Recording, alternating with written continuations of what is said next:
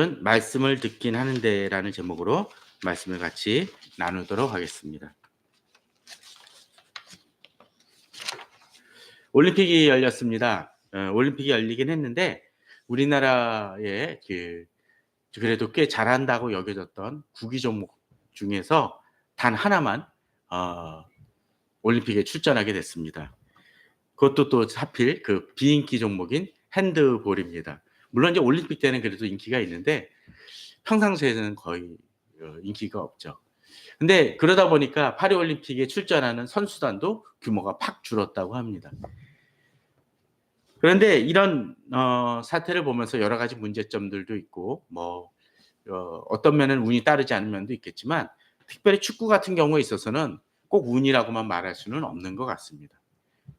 축구 감독의 문제라든지 축구협회 문제로 인해서 많은 분란과 어려움이 있었고 그로 인한 여파가 결국은 선수단 간의 어려움도 있어서 그런 문제들이 발생했던 것 같습니다. 그런데 이런 현상이 벌어지면 여러 가지 대책도 나오고 그것을 풀어가는 방법이 있는데 그것을 풀어나가는 데 있어서 많은 논란이 있지 않았습니까? 근데 재미난 거는 그 축구협회는 오히려 중심을 못 잡고 막 흔들리는데 제일 그 부분에 대해서 여러 가지 방안을 하고 올바르게 방안을 제시하는 사람들이 어떤 사람들입니까? 축구 팬들인 것 같아요. 축구 팬들은 아주 이 부분에 대해서 정확하게 문제를 짚고 이렇게 바뀌어야 된다고 얘기를 합니다.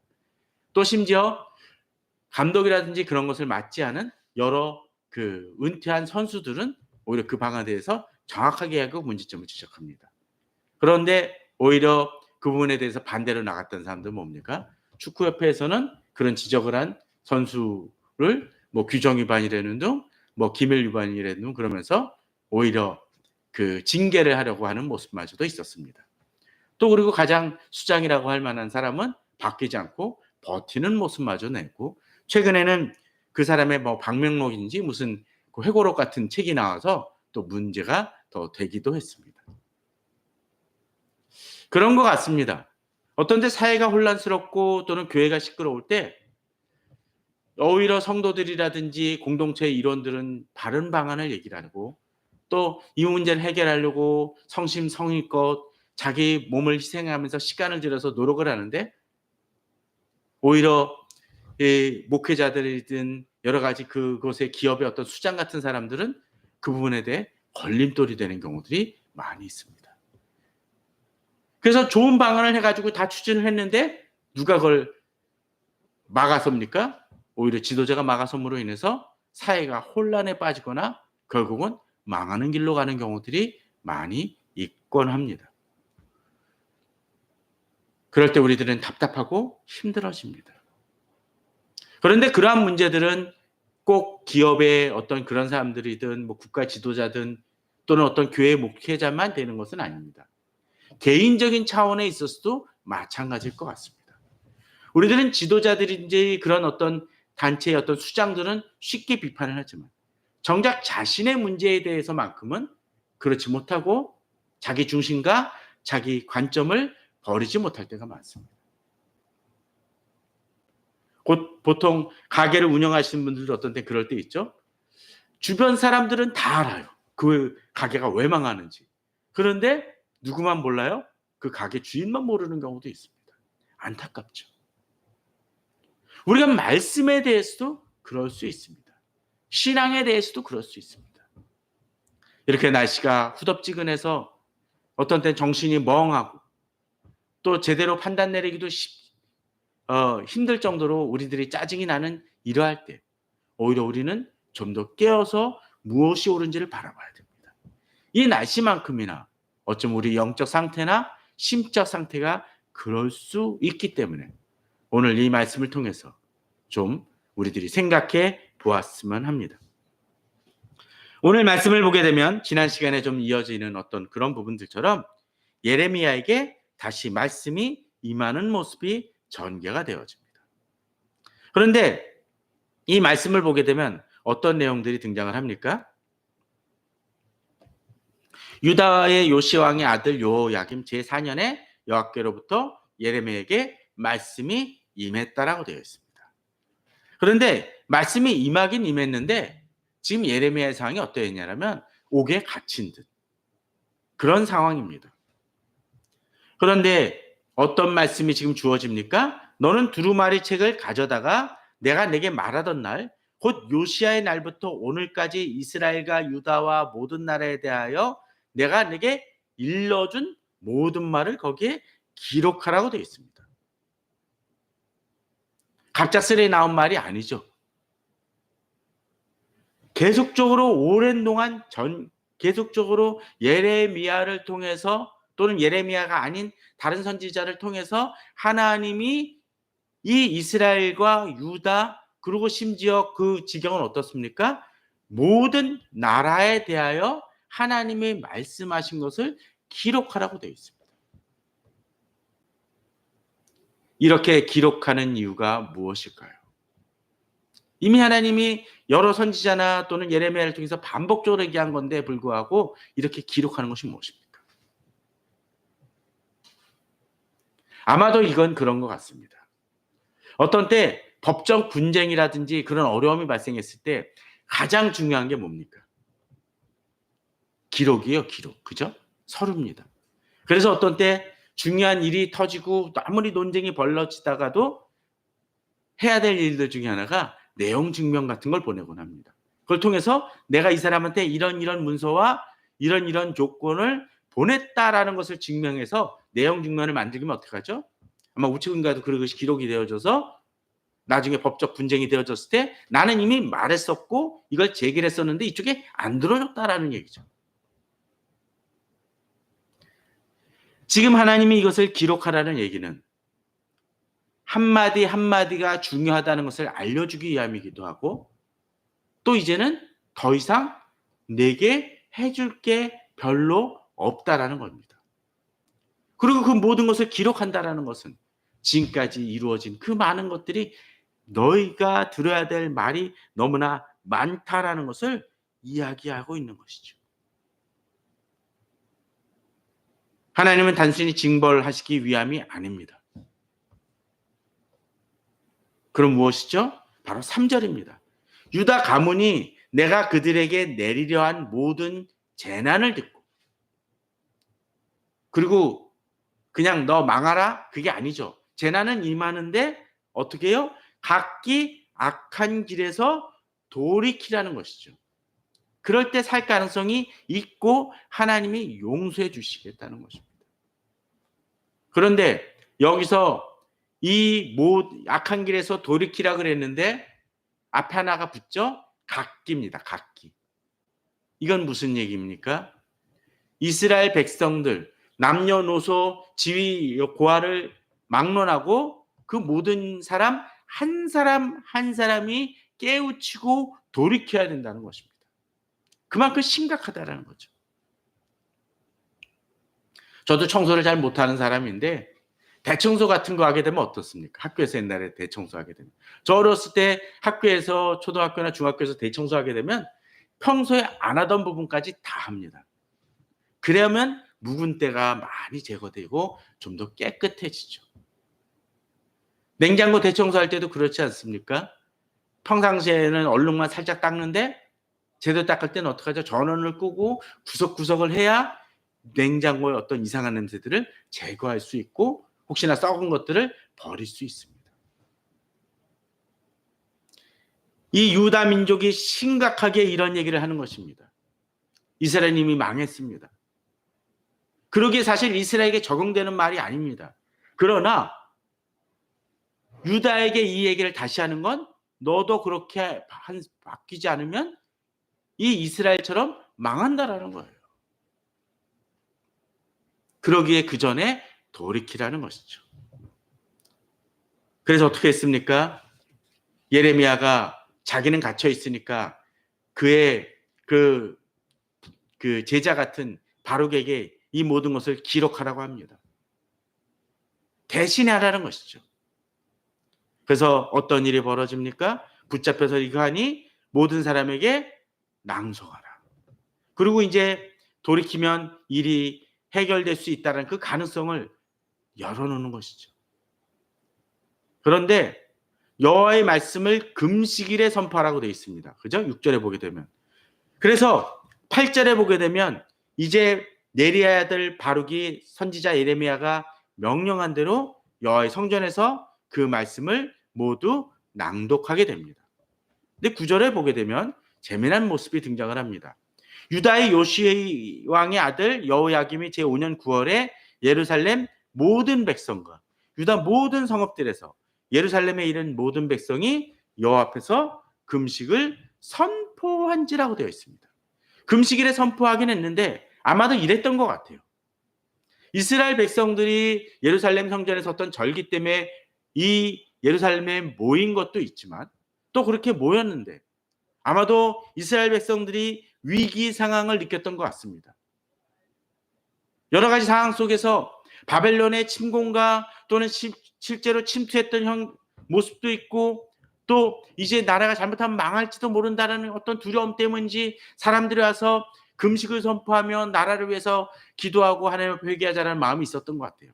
그런데 그 상황 속에서 누가 얘기를 합니까? 예레미야가 바룩을 통해서 이것을 말씀을 선포하죠. 그랬더니 어떤 일이 벌어집니까? 모든 백성이 여호와 앞에서 금식을 선포했다고 되어 있습니다. 자, 그런데 지금 이 상황을 잘 보게 되면 참 멋있고 정말 회개가 일어나는 대각성의 어떤 그런 분위기가 나오는 것 같지만 곰곰이 살펴보면 지금 해결된 게 아무것도 없는 것 같아요.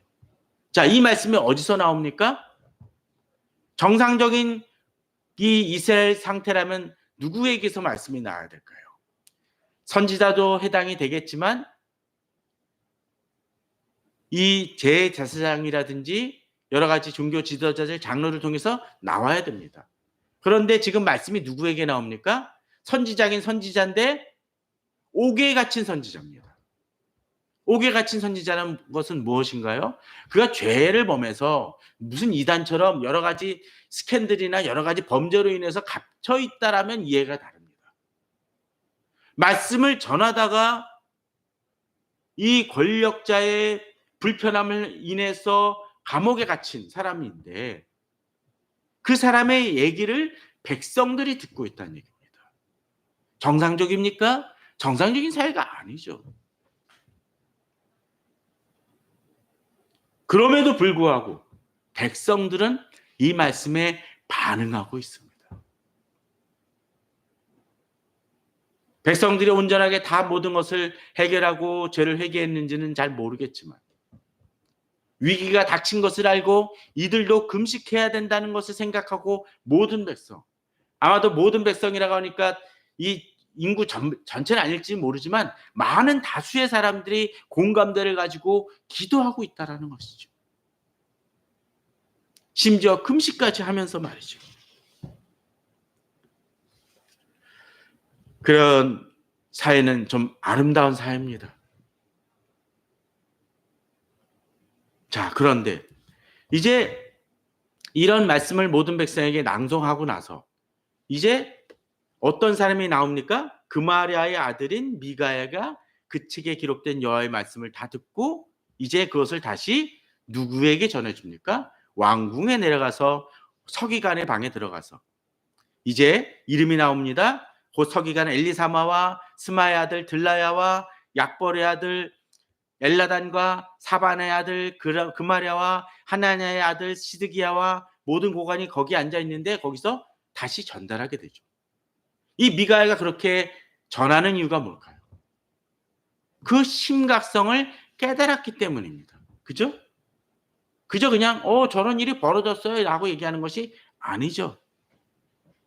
그 말씀을 다 듣고 전한다는 얘기는 이것이 심각하고 위기다라는 것을 느끼기 때문입니다.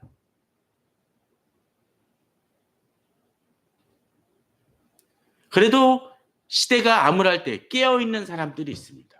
그런 사람들은 그 위기를 같이 나눕니다. 바로 이 미가야처럼 말이죠. 그리고 이제 그 모든 말씀을 그들에게 전합니다. 하나도 빼놓을 것이 없다라는 것이기에 부분적이 아니라 전체적인 내용들을 전하라고 얘기하죠. 자, 그러면 어떻게 해야 될까요? 바로 회개하거나 그러면 되는데 지금 이들은 한 가지 더 합니다.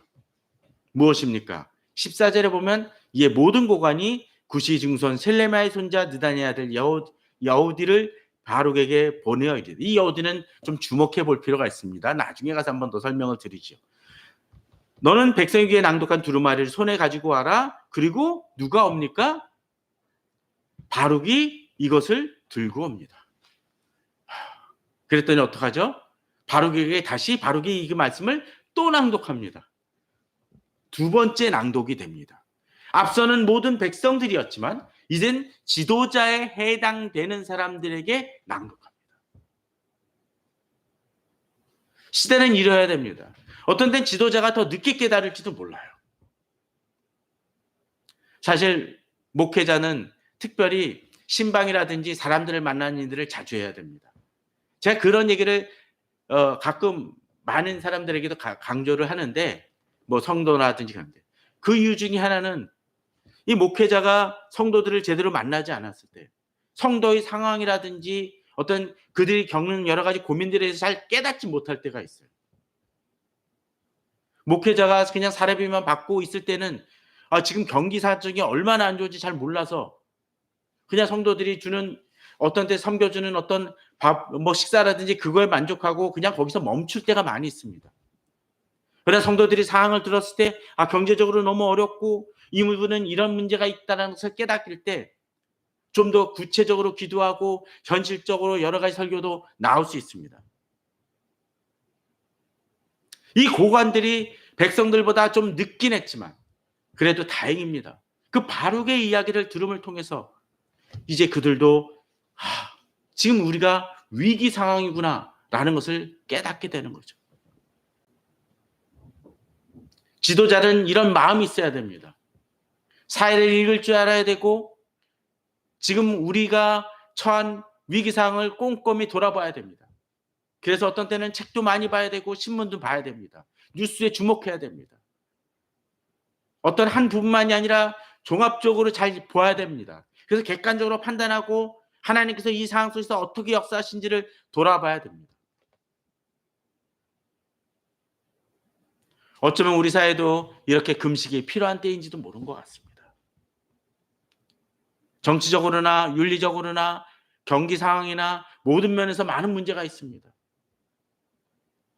최근에 터지는 뉴스 사건들을 보게 되면 사람들이 정상적입니까? 저는 아니라고 봅니다.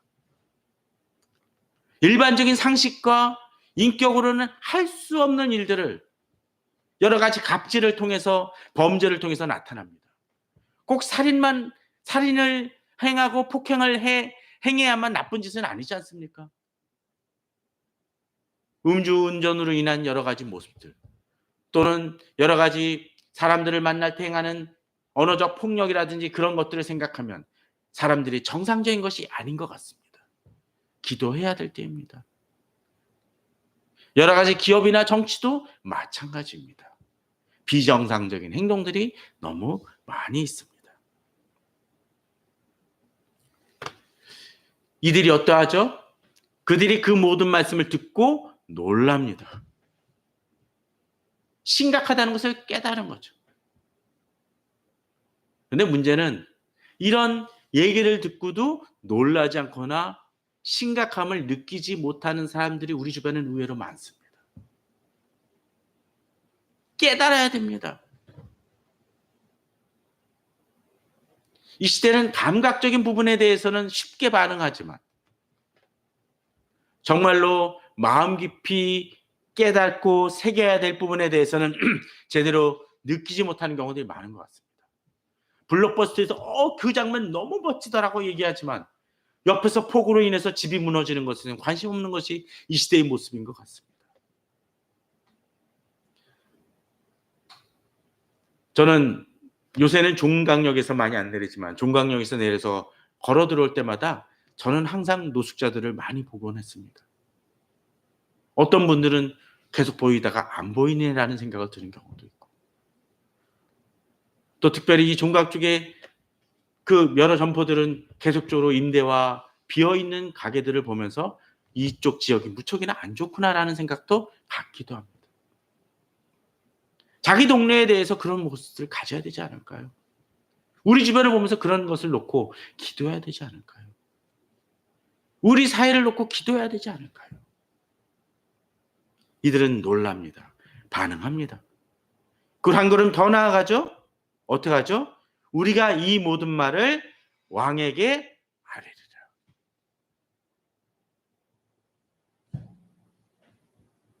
그런데 재미납니다.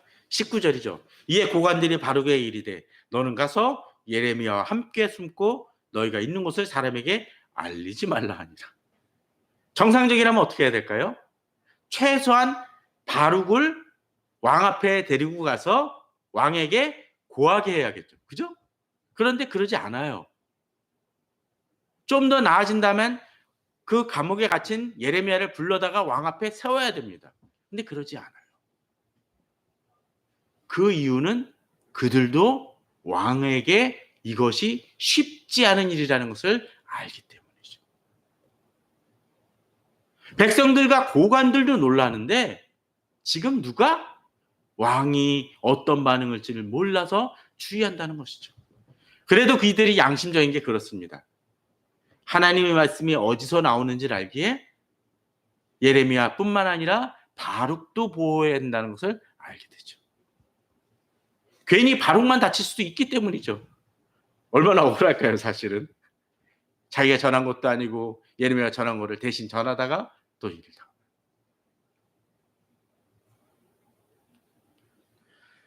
그래서 이제 다시 앞서 나오죠. 이 처음에 여호디가 통해서 읽었던 그 말씀을 다시 왕이 여호디를 보냅니다. 왕이 여호디를 보내서 그 두루마리를 가져와서 읽게 합니다. 그리고 본문을 보게 되면 21절에 엘리사마의 방에서 가져다가 왕과 왕의 곁에 선 모든 고관의 귀에 낭독하니. 여기까지는 참 좋죠. 말씀을 읽고 듣습니다. 제일 중요한 것 중에 하나, 말씀을 듣는 것은 가장 기본적인 행위입니다. 말씀 자체 듣는 것을 거부한다면 그것도 문제죠. 말씀은 들어야 됩니다. 들을 때 반응이 옵니다. 그런데 우리들은 가끔 그러죠. 이 사람이 싫어할 거야 또는 뭐 할 거야 라고 생각하면서 말하는 것 자체를 꺼려하는 경우들이 있습니다. 그러나 우리들은 비록 그것이 어떤 데는 부담된다 할지라도 말해야 될 것을 그때에 말해야 됩니다. 자, 그런데 이제 재미난 반응이 벌어집니다. 그때는 아홉째 달이라 약간 추울 때입니다. 왕이 겨울 궁전에 앉았다고 되어 있습니다. 그 앞에는 불피운 화로가 있었다고 되어 있습니다. 근데 어떤 일이 벌어집니까? 여호디가 선호 쪽을 낭독하면 왕이 그 칼로 그것을 연하여 베어 화롯불에 던집니다. 이걸 가지고 혹시나 이런 분은 없으시겠죠? 옛날에 저희 때는 그런 사람들이 간혹 있었습니다. 영어 공부를 하면 영어 사전을 외워가지고 어떻게 하죠? 다 외운 단어를 찢어가지고 씹어 먹었다라는 얘기입니다. 더 이상 안 보고 내가 감당하겠다라는 얘기죠. 그래 미련한 것 같아요. 그런데 왕이 그렇습니까? 이제 더 말씀을 확 내가 다 기억하니까 어떻게 해요? 이제 내가 외우고 있으니까 이제 이 말씀이 필요 없다가 아니죠. 그러면 차라리 나을 겁니다. 그게 아니라 24절에 어떤 일이 벌어집니까? 왕과 그의 신하들이 이 모든 말을 듣고도 두려워하거나 자기들의 옷을 찢지 아니하였고. 누구요? 왕과 그 옆에 서 있는 신하들입니다. 이 모든 말을 듣고도 두려워하지 않습니다. 앞서 신하들은 어떻게 했습니까? 놀랐습니다. 아주 크게 놀랐습니다. 그래서 직접 그 말씀을 전하고자 노력을 했었습니다. 백성들은 어떠했습니까? 금식했었습니다. 그런데 그 고관들은 한번 들은 말씀을 가지고 다시 바룩에게 확인해서 제대로 더 듣기 위해서 부르기까지 했는데 왕은 어떻게 해요? 듣고도 두려워하지 않았다는 것입니다. 옷을 찢으며 회개하고 죄를 뒤집어왔어야 될 때 그렇지 않습니다. 그의 반응은 뭐였습니까? 하나님의 말씀을 가볍고 무시함기에 그 말씀을 듣는 족족 태운다는 건 뭐죠? 이거 쓸모없는 거야. 가치 없는 거야. 이런 쓸데없는 얘기를 왜 해? 하면서 철저하게 무시하고 경멸하는 거죠. 사람 편지도 그렇죠. 그렇지 않습니까? 사람 편지를 만약 이렇게 무시한다면 얼마나 기분 나쁘겠습니까? 관계가 안 좋으면 이럴 수 있을 것 같아요. 예전에 어느 얘기를 들어보니까 그런 사람이 있습니다. 자기에 대해서 계속 해코지하던 친구가 있었다고 합니다. 근데 결혼한다고 청첩장을 보냈대요. 여러분은 어떻게 반응하겠습니까? 수신거부를 해서 보낼 수도 없고 또 그것을 눈앞에 받았다면 찢어버리는 과감한 행동을 할지도 모를 겁니다. 너무 분노한다라면. 그런데 저 사람에 대해서 내가 잘해줬는데 그걸 무시하고 그렇게 청첩장을 찢어버리는 사람이면 아주 분노하겠죠, 우리들은. 그런데 이것이 단순히 그냥 친구 간의 청첩장이 아니라 왕이 보낸 또는 대통령이 보낸 또는 국가정부에서 보낸 공문서인데 그렇게 찢어버리면 어떻게 되죠? 공문서 파기죄로 잡혀 들어갑니다. 왕은 이 말씀이 하나님께 온 곳을 철저하게 무시한다는 측면에서 그는 아주 악하고 무리하고 불경한 죄를 범하고 있는 것이죠. 어떻게 이럴 수 있을까라는 생각이 들지 모릅니다. 그런데 어떤 때 우리들이 하나님의 말씀에 대해서 이럴 수 있다라는 거예요. 하나님의 말씀이 아주 명백하게 내게 몇 번씩 누누이 주어졌는데도 불구하고 그 말씀에 대해서 반응하지 않고 그 말씀을 무시하고 그 말씀을 듣자마자 나가서 그 말씀과는 정반대의 행위를 하며 살아간다라면 우리들은 과연 이 왕과 다를 바가 있을까요? 별반 다를 바가 없을 수 있습니다. 어쩌면 말씀을 듣는 것은 형식이고 오히려 그 말씀을 무시하는 태도로 나아가는 것은 아닌지 우리는 생각해 봐야 될 것입니다. 그런 점에서 지금 내가 어떻게 말씀을 듣고 있는지 돌아봐야 됩니다. 그런데 여기서 또 하나의 주목해 볼 구절이 있습니다. 다른 사람들이 있습니다. 엘라단과 들라야와 그마랴가 왕께 두루마리를 불사르지 말도록 아랬다고 되어 있습니다. 지금 왕 옆에 있는 신하들이 있는데 그들은 아무도 왕이 행한 행동에 대해서 반발하거나 그러지 말라고 제지하는 사람이 없는데 몇 사람? 엘라단, 들라야, 가마랴는 이것을 말리고 있습니다. 처음에 바룩을 어떻게 했죠? 혹시라도 바룩이 다칠까봐 다들 어떻게 했습니까? 예레미야와 더불어 숨어 있으라고 이야기했던 그 정도였는데 이들은 왕 앞에서 말립니다. 이것을 잘못하면 그 목숨을 잃어버릴 수도 있는 위기 상황입니다. 그럼에도 불구하고 말립니다. 그런데 이 사람들이 어떤 사람들일까요? 우리는 그래서 좀 주목해 볼 필요가 있습니다. 25절에 12절에 보면은 이 사람들의 이름이 등장을 합니다. 자, 25절과 12절 한번 볼까요? 화면에 보게 되면 자, 엘라단 111로 써 있는데 12절에 보면 약볼의 아들 엘라단이 써 있죠. 또 들라야는 어떻습니까? 그 스마야의 아들 들라야라고 하면서 12절에 나옵니다. 또 그마랴도 역시 사반의 아들 그마랴라고 12절에 나오고 있죠.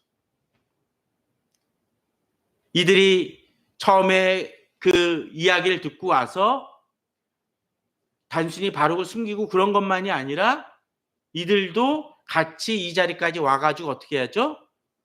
왕에게 말씀을 읽을 때 그 자리에 서 있었고 유일하게 이들만이 어떻게 하죠? 왕을 말리는 행동을 행합니다. 그런데 잘 보십시오. 12절에 보게 되면 그 사람들의 이름보다 더 많은 사람들의 이름이 기록이 되어 있죠. 그죠? 정확히 어떨지 잘 모르지만 엘리사마가 있었고, 또 뒤에 보게 되면 하나냐의 아들 시드기야도 있었고, 모든 고관이 거기 앉아 있었다고 되어 있습니다. 그 얘기는 어쩌면 이들 중에 상당수는 왕에게 그 말씀을 읽어줄 때 같이 서 있었을 것입니다. 처음엔 그랬겠죠? 왕에게 이 말씀을 전해야겠다는 사명감으로 이들도 동참한 사람들 있을지 모릅니다. 물론 여기 처음에 12절에 있었던 사람들이 이 25절에 처음에 없었던 사람도 있을지 모릅니다. 어찌됐건 간에 이들이 그 말씀을 듣고 처음에 들라야와 그마랴와 엘라단과 같이 그 말씀을 같이 듣고 놀라면서 회개하고 위기상황이다라고 생각했던 이들 중에서 어쩌면 이들은 상당수가 어떻게 해요? 왕이 그 말씀을 태움에도 불구하고 왕과 자기도 동일한 입장인 것처럼 취하고 있고 행동하고 있음을 본문은 보여준다는 것이죠. 어떤 때 말씀에 대해서 이렇게 반응하는 사람이 또 있을 수 있습니다.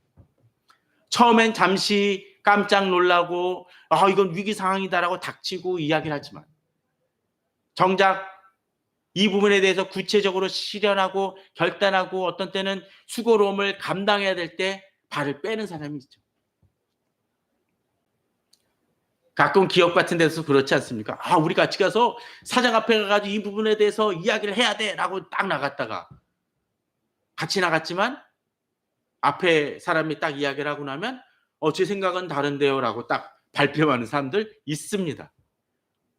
저는 사장 얘기를 들어보니까 그 얘기가 맞으시는 것 같네요라고 하면서 말씀을 돌리는 사람들이 있습니다.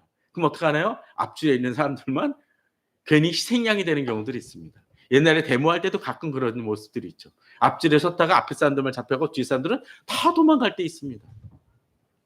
마치 그런 형국이에요. 이들은 자기들의 목숨을 걸고 이 이야기를 행하고 있습니다.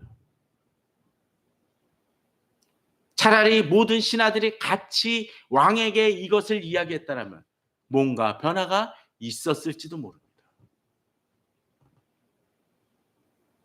그런데 왕과 또 왕의 권력을 두려워한 대부분의 신하들은 오히려 왕의 행동이 정당화된 것처럼 행동하는 모습을 보여줍니다. 이런 지도자만의 문제가 아니라 우리 자신이 이런 완악한 마음을 가질 수도 있다라는 것입니다. 그는 심지어 이렇게 얘기합니다. 왕이 두루마리와 바룩이 예레미야의 입을 통해서 기록한 모든 말씀을 불살았다고 되어 있고, 그럼에도 불구하고 하나님은 예레미야에게 다시 말씀하십니다. 망할 것이라는 거죠. 비록 그가 불사르지만 두루마리를 불사르며 말하며 왜 바벨론은 왕이 와서 이 나라를 망하게 할 것이라고 말하느냐라고 오히려 호통을 치는 그 상황 속에 벌어지고 있지만 하나님은 이 모든 것을 기억하시며 이 왕을 징벌하시겠다라고 다시 말씀하고 계신다는 것입니다. 또 비록 왕이 불살랐지만 하나님의 말씀은 중단이 됩니까? 아니라는 거예요. 하나님의 말씀은 역시 존재해서 우리들에게 말씀하고 계시다라는 것입니다. 뒤에 보면 그 말씀을 다시 기록합니다. 오히려 더 강조되어 말합니다. 32절에 보면 이렇게 얘기합니다. 그가 유다의 여호야김 왕이 불사른 책의 모든 말을 예레미야가 전하는 대로 기록하고, 그리고 뭐라고 되어 있습니까? 그 외에도 그 같은 말을 많이 더하였더라. 비록 그 말씀을 이 왕이 태우긴 했지만 그것이 끝이 아니라는 것입니다. 그걸 없앤다고 해서 그것이 해결되는 것이 아니라는 것입니다. 마치 그런 거예요. 신문에 자기가 보기 싫은 기사가 실렸다고 해서 신문사 사주를 불러다가 야단을 치고 어떤 신문을 어느 대통령이든 지도자가 했다고 쳐봅시다. 그런데 그 그 신문 사주가 갖고 온 한 신문, 자기 앞에 놓인 신문 하나를 태웠다고 해서 이미 발행되어서 전국에 뿌려진 신문 자체는 어떻게 되나요? 다 남아있죠. 요새 같은 경우는 인터넷에서 다 퍼져가지고 지울 수도 없지 않습니까? 우리 모습이 그런 것 같아요. 당장 그 말씀을 전한 어떤 목회자나 내 지인한테는 화를 낼지 모릅니다. 그러나 화를 낸다고 해서 하나님의 말씀이 변기하는 것은 아니라는 것입니다. 하나님의 말씀이 그러하다라면 우리는 그 말씀에 반응해야 합니다. 이 시대의 문제는, 또 성도들의 문제는, 바로 교회 문제는 그런 것 같습니다. 하나님의 말씀에 대해서 이미 우리들에게 제시되어진 하나님의 말씀이 있음에도 불구하고 그것을 가벼이 여기고 분노하곤 합니다. 그러나 우리 분노와 감정에 상관없이 하나님의 말씀은 흔들리지 않는다는 것입니다. 나중에 보게 되면 오히려 그렇게 분노하며 하나님의 말씀을 태웠던 그는 몰락할지 모르지만 오히려 예루살렘이 멸망한 뒤에도 하나님은 예레미야는 보호하시고 지키시는 것을 보게 됩니다. 이 시대도 마찬가지일 것 같습니다. 하나님의 말씀에 우리가 올곧게 반응해야 될 것입니다. 교회가 올곧게 반응해야 될 것입니다. 그러할 때 하나님 우리를 지키시고 보호하시고 우리 억울함을 풀어주실 것입니다. 그러한 하나님께 비록 시대가 어수선하고 답답하고 혼란스럽다 할지라도 하나님의 말씀을 순전하게 받아들이고 믿음으로 나아가시는 우리 성도님들 되시기를 주님의 이름으로 축원합니다.